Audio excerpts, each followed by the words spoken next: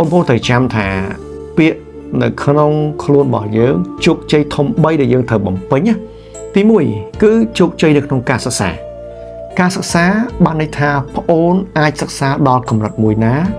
បញ្ចប់ត្រឹមណាបានន័យថាប្អូនជោគជ័យត្រឹមនោះហើយទី2គឺយើងមានការងារធ្វើកន្លែងនេះវាពិតជាសំខាន់ដែលយើងនិយាយថាអត់ការងារធ្វើពាក្យអត់ការងារធ្វើមួយម៉ាត់ខ្ញុំគិតថាប្រហែលជាមនុស្សម្នាក់នោះអត់មានសមត្ថភាពបើសិនមានសមត្ថភាពយើងប្រកាសជាមានហើយការងារទោះត្រង់ថាការងារនេះធ្វើឲ្យយើងរីកចម្រើនឬក៏មិនរីកចម្រើន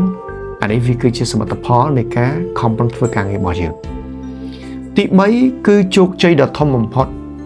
បងប្អូនត្រូវចាំថាបងប្អូនមិនអាចដើរម្នាក់ឯងបានបងប្អូនត្រូវតែដើរមានគ្នាជាពិសេសគឺការជ្រើសរើសគូជីវិតជោគជ័យធំ3ហ្នឹងដែលជំរុញឲ្យបងប្អូនក្លាយទៅជាមនុស្សម្នាក់ដែលកាន់តែមានតម្លៃមានកិត្តិយសនិងមានសេចក្តីសុខនៅក្នុងចិត្តរបស់យើងផងដែរ